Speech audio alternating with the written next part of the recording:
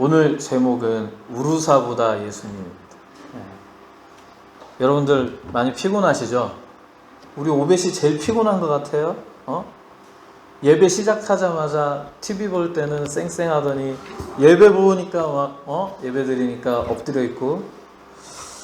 예전에 우리 오벳이가 커서 뭐가 되고 싶냐고 물어봤을 때 목사가 되고 싶다고 목사가 되고 싶다고 그렇게 했는데, 이래갖고 목사가 되겠어? 그 목사 공부 많이 해야 돼 그랬더니 그러면 딴 거 할래요.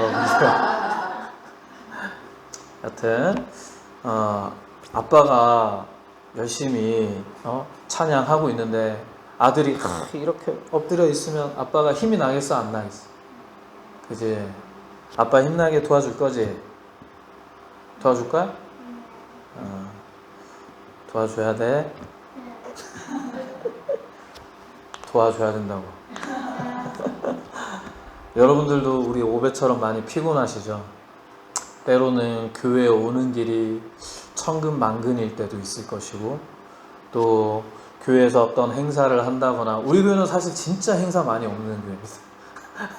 그런데 뭔가 행사를 할 때 부담이 될 수도 있고, 또 뭔가 이렇게 해야 되는 것이 힘들 수도 있습니다. 우리가 교회뿐만이 아니죠. 현대를 살아가는 우리에게 있어서 꼭 필요한 게 무엇일까요? 여러분들 가장 기다리고 있는 날이 무엇입니까? 휴가 아니겠습니까? 우리 친구들은 방학. 우리 이제 이틀만 있으면 방학하죠.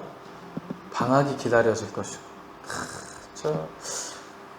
창이 넓은 모자를 딱 쓰고 뭔가 이렇게 리본이 나풀거리고 원피스, 하얀 원피스, 예쁜 원피스를 입고 뭔가 이렇게 저 뭉게구름이 막 떠가는 그런 바다 위에 딱 이렇게 예쁘게 포즈를 취하고 사진 하나 딱 찍고 싶고, 맛있는 거 먹고 좋은 사람들하고 좋은 시간을 보내고 싶지 않습니까? 이 일상을 떠나서 여러분들에게 필요한 게 바로 쉼이자 안식일 것입니다. 여러분들의 생계, 그리고 건강, 그리고 양육, 그리고 사람과의 관계, 그리고 세상에서는 끊임없이 나 자신을 증명해내야 되는 그런 삶을 살고 있기 때문에, 그런 경쟁사회 속에서 우리의 마음은 지치고 힘들고 피로할 수밖에 없죠. 그래서 여러분들이 가장 필요한 게 무엇입니까? 우루사 아니겠습니까? 곰과 같이 힘이 펄펄 솟는. 지난주에 백설공주와 신데렐라, 그리고 콩지와 누구였죠? 신청이. 반응이 너무 좋아서 하나 더 만들어 봤습니다. 자, 우루사보다 누가 힘이 더 세다? 바로 우리 예수 그리스도께서 더 힘이 세다. 우리가 피로할 때 우루사를 챙겨 먹을 수 있죠. 자양강장제 막 이런 거.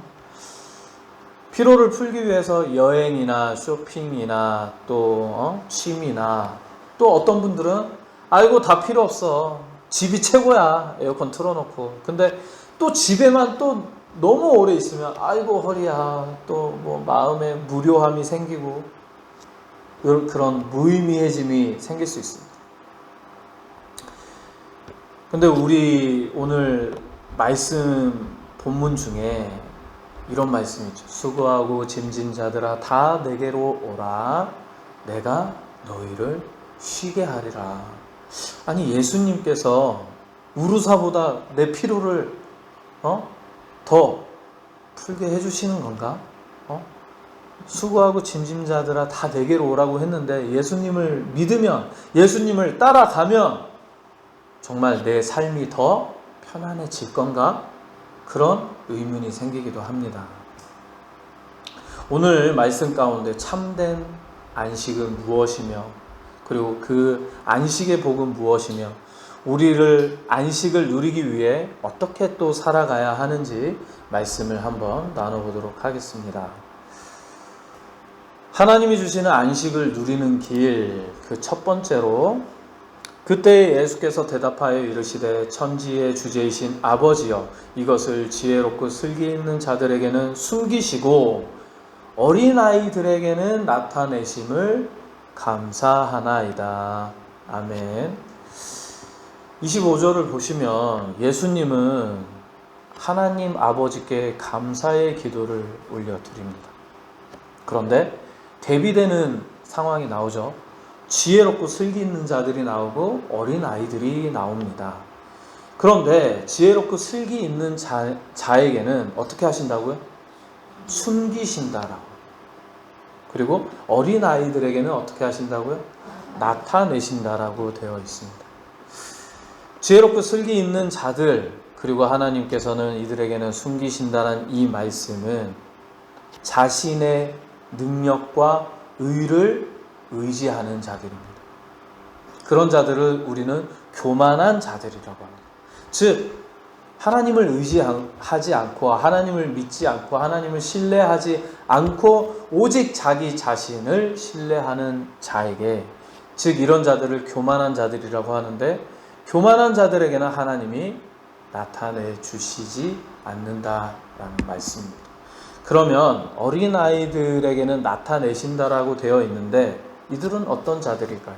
어린아이들은 어떻죠? 도움이 필요하면 엄마, 아빠에게, 어른들에게 도움을 요청할 줄 압니다. 엄마, 배가 고파요. 아빠, 운동화가 필요해요. 아빠, 추워요. 엄마, 뭐 이것 좀 해주세요. 저것 좀 해주세요. 도움을 요청한다라는 것은 즉 어머니, 아버지, 어른들에게 신뢰를 한다는 거죠. 그 신뢰는 곧 믿음이고, 이 말을 바꿔서 얘기하자면 하나님을, 주님을 의지하는 자들이 이 어린아이와 같은 믿음의 소유자인 것입니다. 하나님을 믿는다고 하면서 하나님께 간청하지 않고 신뢰하지 않고 세상의 중심은 나야, 내가 뭐든지 할 수 있어, 하나님도 보이지 않는 하나님이고 내가 열심히만 하면 돼, 이런 마음이 하나님 보시기에는 아이고 그래 잘한다가 아니라 교만한 마음이라고 표현을 하고 있는 것입니다. 즉 참된 안식의 첫걸음은 내가 내 인생의 주인이다, 뭐 이런 의식도 중요하지만 내 삶에 있어서 내가 모든 내 삶의 주인이다라는 것을 내려놓고 내 삶의 주인이 누구다? 하나님임을 인정하는 것부터 시작이 됩니다. 모든 짐을 나 홀로 지려는 그 태도를 내려놔야 됩니다. 내 힘으로 모든 문제를 해결하려고 할 때 내 몸과 내 영혼은 어떻게 될까요? 더 피폐해지고 피로해질 수밖에 없습니다. 그러나 하나님을 의지하고 하나님께 그 짐을 맡겨드릴 때에 내 짐은 가벼워질 수 있는 것입니다. 그런데 예수님께서는 모든 사람이 아니라 아까 말씀드렸죠. 수고하고 짐진 자들아 다 내게로 오라. 세상 모든 사람들아 다 내게로 오라가 아니죠. 수고하고 짐진 자들, 그런 사람을 하나님께서는 불러주시고 계십니다. 즉 자신의 한계에 다다른 존재를 인정하는 사람, 내 힘으로 내 삶을 이끌 수 없음을 하나님 아버지께 고백하는 가난한 마음을 가진 그 사람만이 그 주님의 초청에 응할 수 있는 것입니다. 주님 앞에 나를 꾸미지 않고 솔직하게 털어놓는 그 연약함을 솔직하게 주님 앞에 털어놓는 우리가 될 때에 주님께서 직접 우리를 불러주신다라는 것입니다. 첫 번째는 자신의 한계를 인정하고 어린아이처럼 나아갈 때 이 안식이 시작이 됩니다. 두 번째, 우리 인형 청년이 크게 한번 읽어주십시오. 수고하고 무거운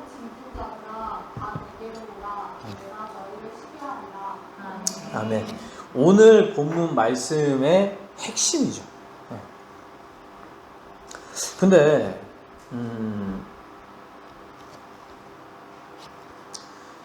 분명히 28절에 수고하고 무거운 짐진 자들아 다 내게로 오라 쉬게 해준다고 말씀을 했어요.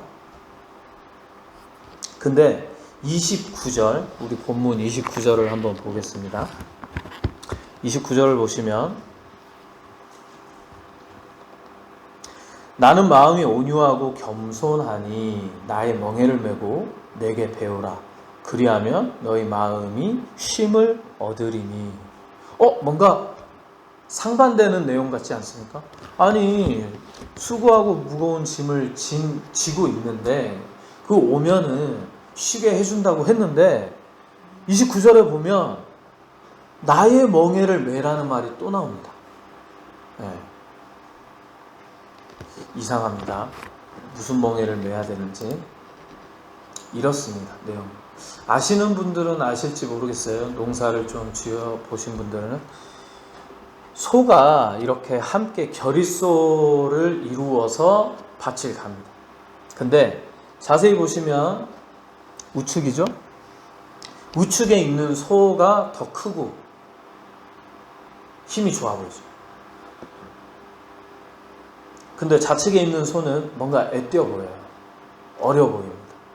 이때 힘이 동등한 비슷한 그런 소를 결의소로 쓰는 것이 아니라 힘이 센 소를 한쪽에 놓고 또 어린 소를 같이 멍에를 메고 밭을 갈게 한다고 합니다.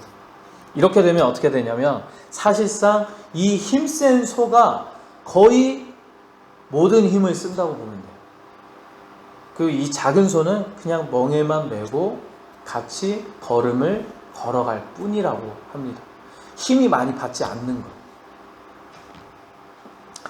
이 예를 들어보자면 무거운 짐을 이렇게 들고 갈 때가 있습니다. 근데 우리 아들이나 딸이 아빠 나도 들고 싶어 도와줄게 하면서 무거운 짐을 이렇게 손을 얹어서 든다고 들지만 사실은 누가 다 드는 거죠?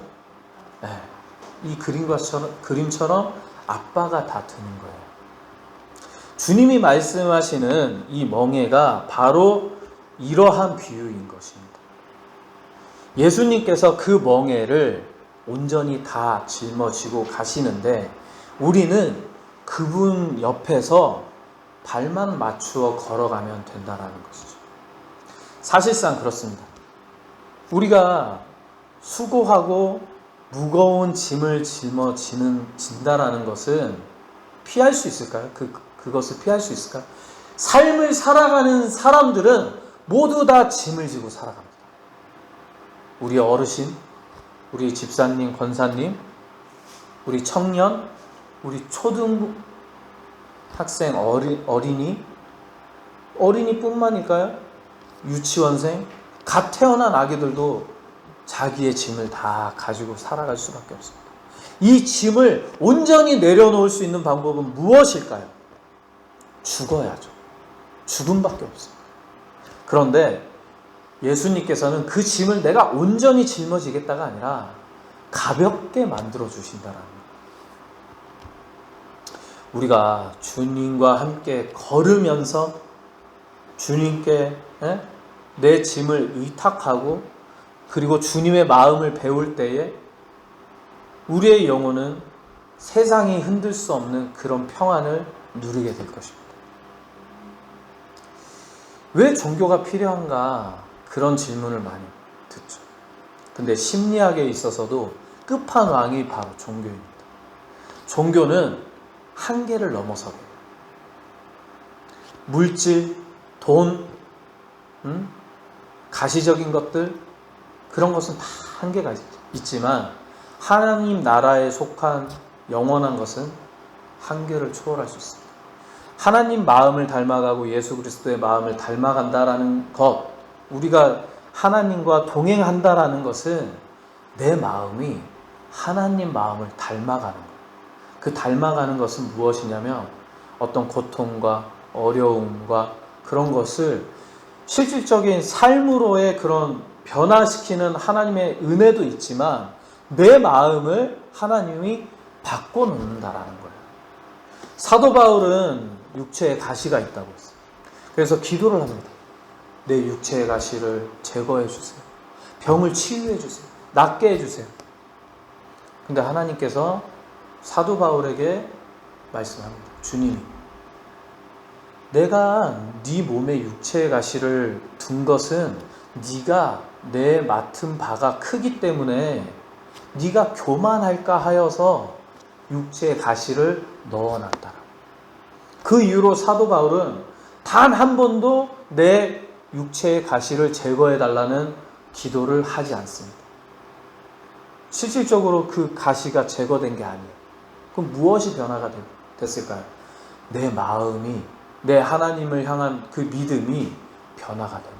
아, 하나님이 나보고 겸손하라고 나에게 그 가시를 주셨구나. 그 가시는 그 하나님의 말씀을 듣기 전까지는 말 그대로 가시일 뿐이었어. 근데 그 말씀을 통해서 이 가시는 나에게 은혜가 되는 말씀으로 변화가 되고 내 삶이 하나님께로 온전히 더 다가가는 삶으로 변화된 것이.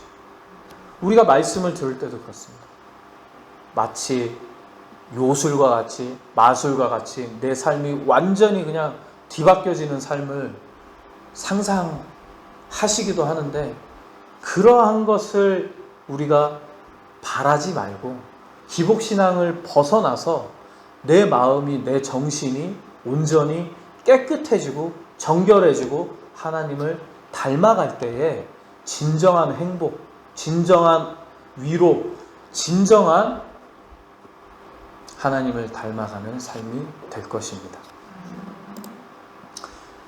우리 세 번째 30절, 이는 내 멍에는 쉽고 내 짐은 가벼움이라 하시니라. 아멘. 세 번째로는 주님이 주시는 멍에는 가볍다. 그리고 내 영혼에 깊은 만족을 주신다라는 것입니다. 세상에 우리에게 지우는 멍에는 너무나도 무겁고 큽니다. 서두에 말씀드렸죠. 관계, 생계, 양육, 모든 것들이 우리에게 쉬운 것이 없습니다. 늘 성과를 내야 되고, 늘 사람들에게 인정을 받아야 되고, 끊임없이 나의 욕망을 채워야 되는 그런 짐. 우리는 누구나 다 그런 짐을 짊어지고 살아가고 있습니다. 그렇기 때문에 세상의 짐이 너무나도 무겁습니다. 그러나 주님의 멍에는 사랑입니다. 그리고 주님의 그 멍에는 구원입니다. 구원의 멍에이자 사랑의 멍에입니다. 주님의 주시는 멍에는 구속의 사슬이 아닙니다. 뭔가 아까 그 결의소와 같이 나를 옥죄는 것 같은 그런 사슬이 아니라 나를 구원으로 이끄는, 악으로부터 멀어지게 하는 하나님의 길로 이끌어가는 멍에인 것입니다. 오히려 세상의 무거운 짐으로부터 우리를 보호해주는 거룩한 틀과 같습니다. 주님과 함께 걷는 삶은 억지로 지는 그런 의무가 아니라 날마다 주님의 은혜를 경험하는 기쁨의 여정이 될 것입니다. 우리가 삶을 살아가며 누구나 다 무거운 짐을 살아갑니다. 저 사람이 뭐가 힘들어? 그건 내 생각일 뿐이에요. 당사자인 사람은 세상 누구보다도 힘든 삶을 살아가고 있는 것이 현실이고, 우리가 타인을 그렇게 인정하며 바라봐 줘야 합니다. 아까도 말씀드렸다시피 이 짐을 온전히 내려놓는 방법은 죽음밖에 없습니다. 근데 영원한 세상을 우리가 믿고 있는 우리에게 그 죽음조차도 사실은 짐을 내려놓는 방법이 아니죠.